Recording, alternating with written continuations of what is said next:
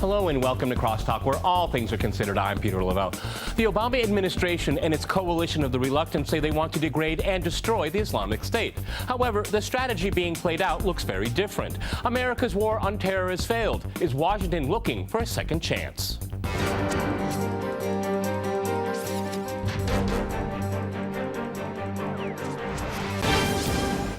To Crosstalk the Islamic State, I'm joined by my guest, Majid Rafizadeh in Los Angeles. He is a Harvard scholar and president of the International American Council on the Middle East. In London, we have Ken O'Keefe. He is a political analyst and ex-U.S. Marine who renounced U.S. citizenship. And in New York, we cross to Peter Van Buren. He is a veteran of the U.S. State Department who served in Iraq and is also author of We Meant Well, How I Helped Lose the Battle for the Hearts and Minds of the Iraqi People. All right, Crosstalk rules in effect, gentlemen. That means you can jump in anytime you want, and I very much encourage it.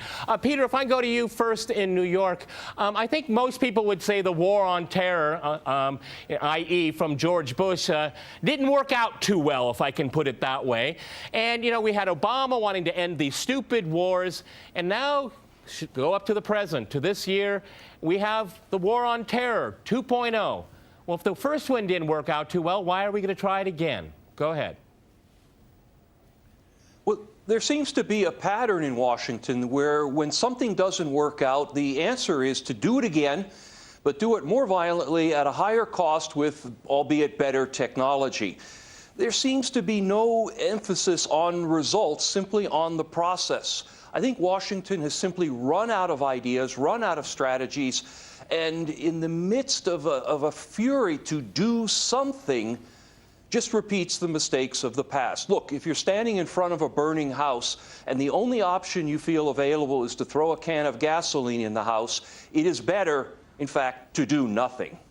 Okay. Majid in Los Angeles, I mean, when we're looking at and going after the Islamic State here to degrade and destroy, is the U.S. strategy, you know, is it the appropriate one? Because, you know, we tried destroying, bombing extremists into oblivion, and it didn't work. As a matter of fact, it got a whole lot more blowback and a far more extremists on the ground. I mean, why is the strategy being pursued against the Islamic State? I think you're absolutely correct. I believe there is a structural problem in the U.S. foreign policy, and this is not just limited to Obama administration, the previous administration as well, that the short-term interests or the immediate interests override the long-term interests. And that's what you're seeing that's happening repeatedly. If we look at the U.S. history involvement in the Middle East, particularly, there have been a lot of mistakes done, for instance, that resulted into substantial, egregious, unintended consequences. In the 1980s, U.S. Arming and financing Mujahideen, which came back home to roost in 9/11. Then we have U.S.-led overthrow of Gaddafi, which opened the field for Al-Qaeda affiliated group to operate there. And now we have U.S.-led airstrike against the Islamic State, which does not really have any kind of articulate agenda or strategic goal that one can clearly witness. So you can see all these inefficient policies. I think there is something very articulate. If I can go to Ken in London here, this is exactly what the Islamic State wants. They want the United States to bomb them. They want to be the magnet for recruitment. If you just, even a cursory review of mainstream media, the number of people that are going there to fight their jihad or whatever they want to do, this is a magnet here. And what is very interesting here is more unintended consequences.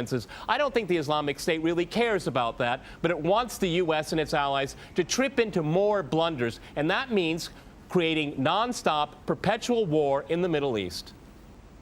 Well, I'm going to make this interesting and disagree with everyone. Okay. I do not accept the premise, which probably isn't too much of a surprise, but nonetheless, I reject the premise that the whole point of the so-called war on terror or investing in the Mujahideen was to somehow fight terrorism or to make a better world. I would argue that if you really want to know what's happening with Middle Eastern policy, then you must read Oded Yanan's A Strategy for Israel in the 1980s. Now, in that document, which is pretty much being played out to a T right now and has been for many years, there were serious objectives for Israel. And Israel's main objectives were to expand and grow in line with the Greater Israel Project. And in order for it to do that, there would need to be an excuse to justify the expansion of Israel. And in order to do that, we would have to sow the seeds of sectarian hatred and violence in the region. The number one target of this plan was Iraq. We've achieved that. That's not a failure. That's actually a success. Iraq is a failed state largely. It is an absolute basket case. Sectarian hatred is absolutely insane. We see the beheadings and all of this madness, and we think it's a disaster. No, it's not at all. In fact, it's all part of the plan to break up Iraq into 3 different states. When we look at Syria, we also find that the goal is once again the same thing: sow the seeds of sectarian hatred and basically turn that nation into a basket case. This is happening according to plan as well. Now, ISIS, funny enough, could stand for the Israeli Secret Intelligence Service. Many people are seeing the very big benefits to the state of Israel, the so-called Jewish state of Israel, by the breakup and the balkanization of the surrounding states. So actually, if you believe what's being told to you, and I just don't know why anyone would believe anything that comes out of the mouth of virtually any Western leader, whether it be Obama or Bush or any of the rest of them, all of these people are nothing but patent liars, and everything they say is pretty much the opposite of the truth. So I don't accept virtually anything they say. Okay, good. Okay, Peter, if I can go to you in New York, I mean, we can make some very good points there. We have this standard regime change, forced regime change around the world. If you want to go to the Middle East, all the way to Ukraine here, and I think Ken's onto something there, because for the Middle East, it's not regime change; it's region change. It's to reorder the region completely through sectarian differences. Yes, it does probably benefit, well, very clearly benefits Israel here, but this is more the unintended consequences. You can turn the apple cart upside down, but you can't control, where all the apples go, if I can use the analogy. Go ahead, Peter. I would almost feel better in a somewhat ironic way if Ken's statements were borne out, that there was some type of global strategy behind all this. What I see instead is the creation of chaos largely by a chaotic American foreign policy. It's been said many times that war is simply an extension of policy by other means. And if there is no coherent policy behind that war, then the wars will simply be chaotic violence. Barack Obama did not bite at the opportunity to get involved in Syria a year ago. In fact, at the time when he was ready to start bombing Assad just about 13 months ago, he backed off as soon as the first excuse came to mind. We've been supporting ISIS in Jordan, in Turkey, through our proxies in Saudi Arabia and Qatar. There is absolute continuity between the policies of Iraq and breaking it up and breaking up Syria as well. It is beyond naive to suggest that the U.S. doesn't have its fingerprints all over ISIS. In fact, tell me this: why has ISIS never once, or al-Nusra Front or al-Qaeda, not once have they attacked Israel? In fact, ISIS militants are getting medical attention in the Golan Heights and in Israel itself. What does that tell you? There is absolute continuity, but the actual policy, just like the Project for a New American Century laid out very clearly, that a, quote, new Pearl Harbor would be necessary to achieve this goal of full spectrum dominance. You could never tell the American people, or the world for that matter, we're going to fight wars of aggression where we're going to have to invade and occupy, we're going to have to spend hundreds of billions, if not trillions of dollars to achieve the goal of full spectrum dominance, which is to control, absolute control over air, land, sea, and space and cyberspace. The American people never would have bought it, so you can't tell them that. You have to tell them a bunch of lies, and we see this over and over again. What you have to do, Ken, if I can go, okay, Peter, I'll let you reply, but I think one thing is for sure is that just keep people scared, really, really scared, and then they follow. They'll follow you no matter what you say. Just show those beheadings. Something must be done. Sometimes, as Peter said earlier, maybe nothing should be done. Peter, you want to reply to what Ken had to say in London? Go ahead. Well, a couple of points. First, first of all, you'd have to probably waterboard me to try to get me to make a statement in favor of what the United States has done in the Middle East. That's certainly not the point I'm maintaining. And I certainly agree with Ken that America's hands are all over ISIS. It seems to be, however, an application of Occam's razor, if you will. The simplest explanation is often the current one. The United States invasion in 2003 in Iraq was certainly not designed, and I was there, to break Iraq up into statelets. It was designed to create a client state for the United States in Iraq, and it was necessary to hold the disparate elements together to make that client state as big and as powerful as possible. But I think the thing we all do agree on here is the fear-mongering. I took a look as part of a different project that I'm working on at U.S. propaganda towards the Japanese at the end of World War II.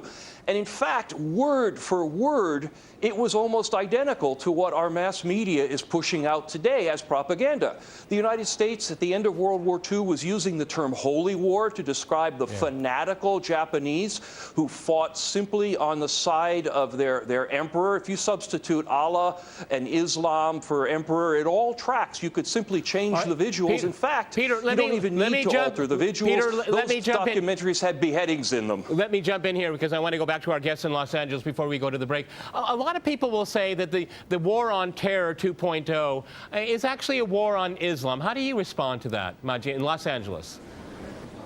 I don't think it's completely would be characterized as a war on Islam.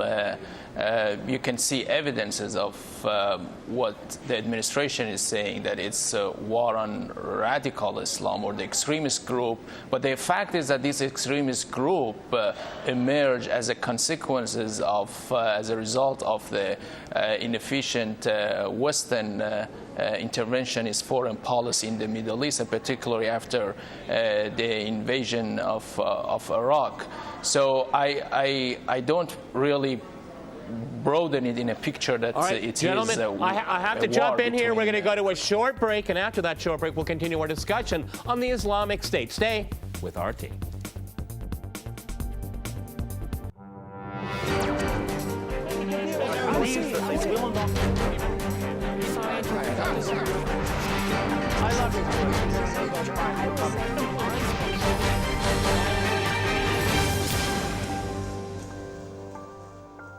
Welcome back to Crosstalk, where all things are considered. I'm Peter Lavelle. To remind you, we're discussing Washington's Middle East wars.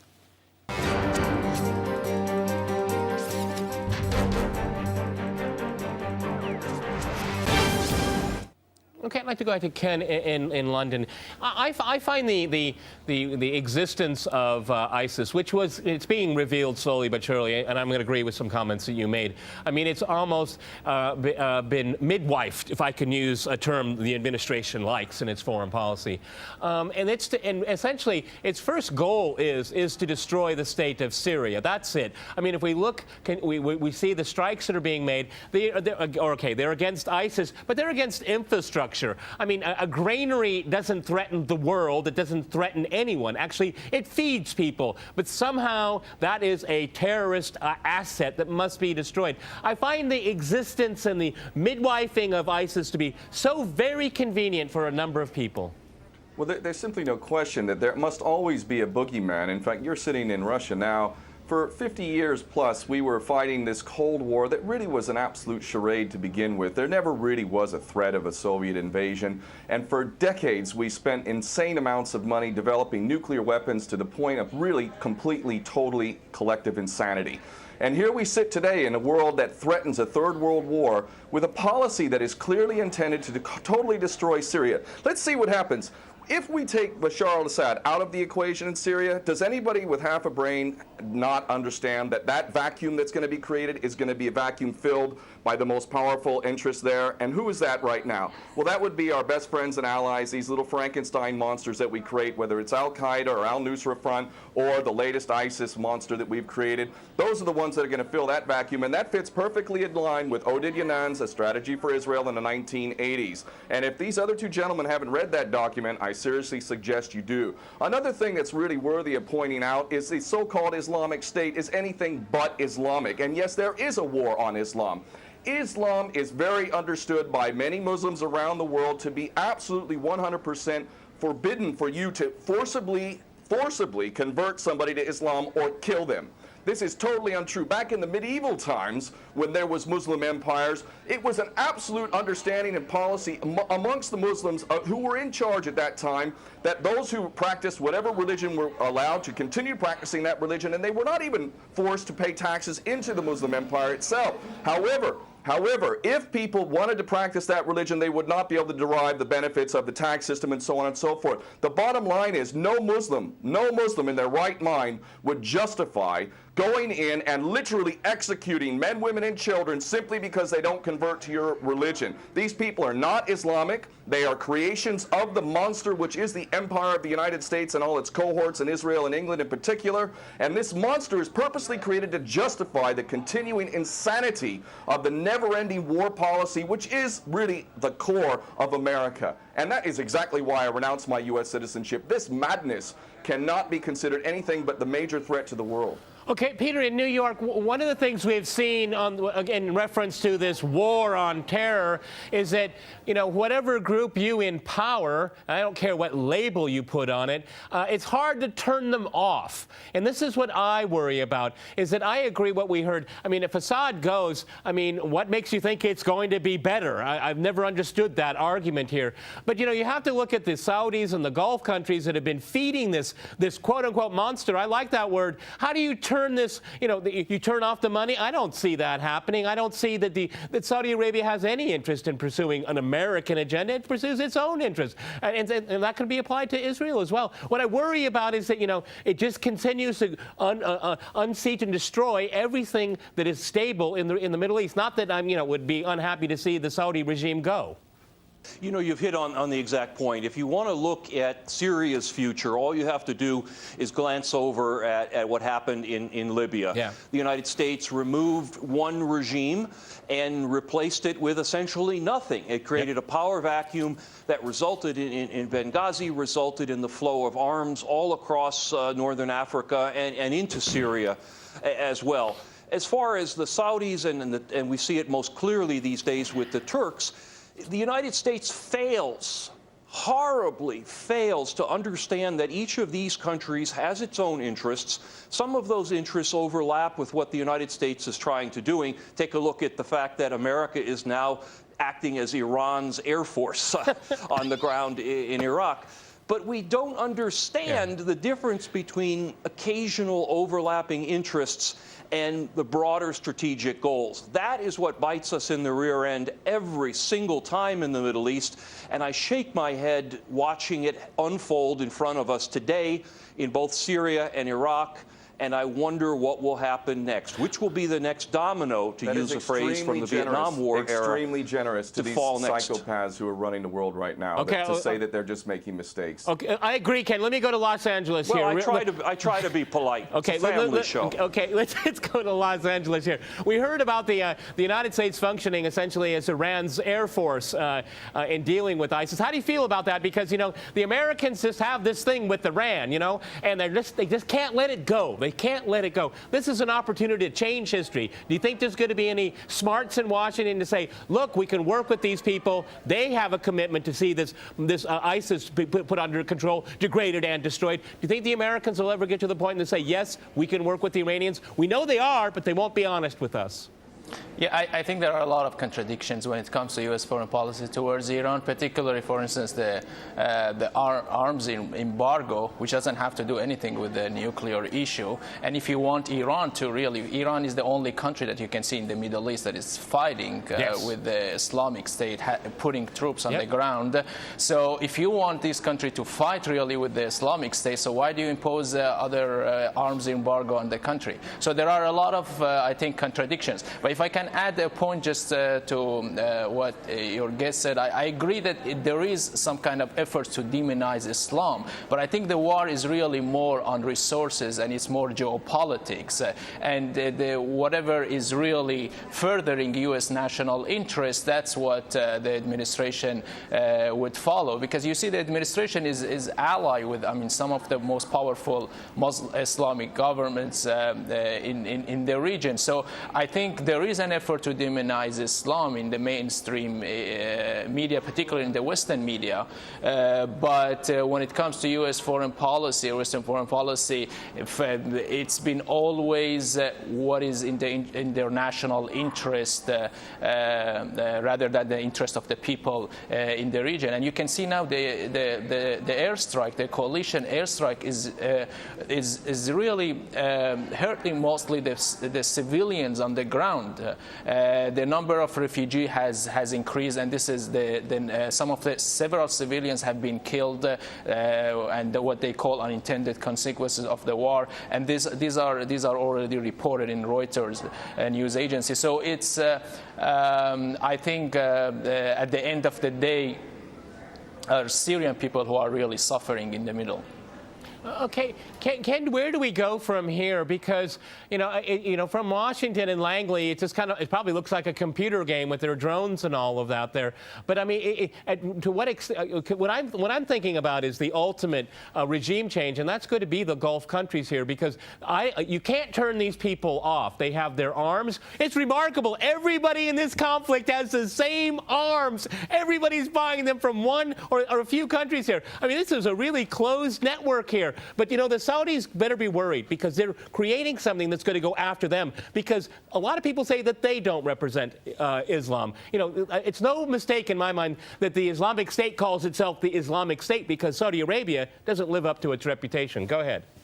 Well, there are very obvious solutions. One is to arrest the traitors in the U.S. Congress and White House who have sworn to uphold the U.S. Constitution, and somehow the American people have sat by while the president has afforded himself the power to execute anyone, anywhere, anytime, for any American citizen to be detained without any due process of law, no representation, incognito, and theoretically, he could be condemned to death by a military tribunal in secret and executed. All of this operating under supposedly the United States Constitution. So all of these traitors need to be arrested, first and foremost. When Netanyahu came to the Congress a couple years back, he received 29 standing ovations by these cowardly chicken hawk traitors. So the American patriots need to stand up and grab a pair and ultimately have some integrity and get rid of these traitors. Secondly, cut off all funding to Israel. Israel is a pariah state, a criminal state. It is committing active policies of genocide by the legal definition of the word according to Black's Law Dictionary. That country needs to be cut off right now.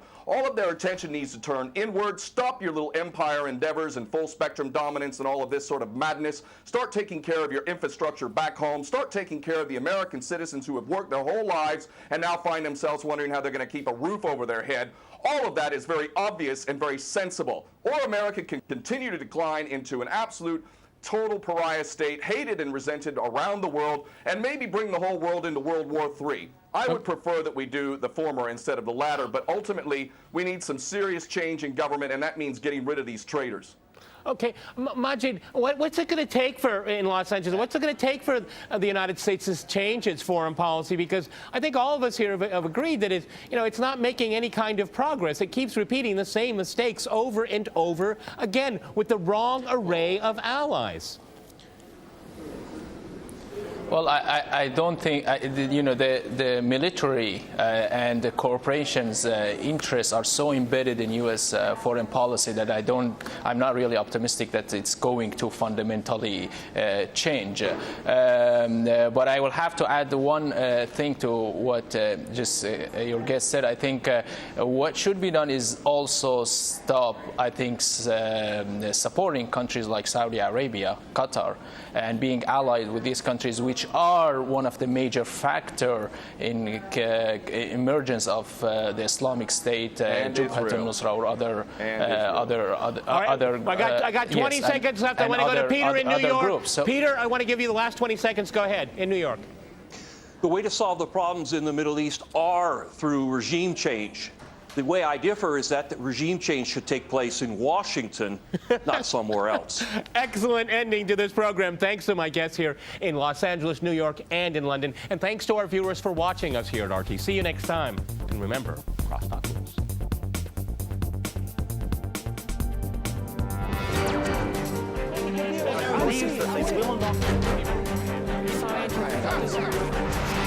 I love you.